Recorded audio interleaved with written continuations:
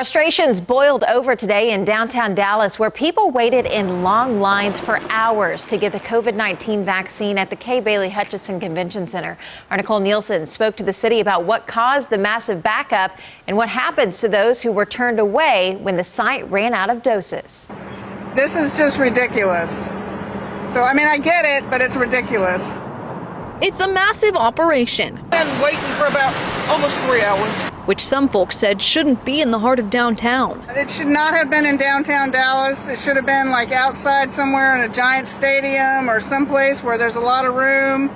This week, the city of Dallas received 5,000 COVID-19 vaccines to be allocated out of the Kay Bailey Hutchinson Convention Center starting Thursday. The drive-up appointment-only based distribution site was meant to be efficient, but on the first Saturday of its opening. We got here at 2:30. It was almost an hour. Because I was watching a lot of fights break out behind us over people getting upset. Lines wrapped around the building and up the block, leaving this mother-daughter duo with more issues than just frustration. Yeah, an hour, my mom is on oxygen tanks. Yeah, we're going through the oxygen. We got 3 tanks left, so we're hoping that we get in. Tristan Hallman, the city's chief of policy and communications, says they had nearly half of their 5,000 doses to still distribute today alone.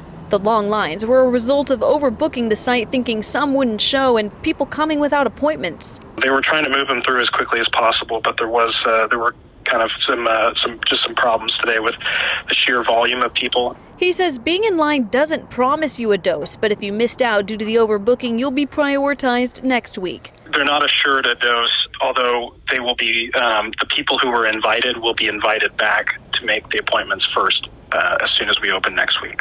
He says they're now working to make sure the lines don't happen again. The most I can say is stay tuned. Obviously, first week, there's a lot of lessons learned to go over.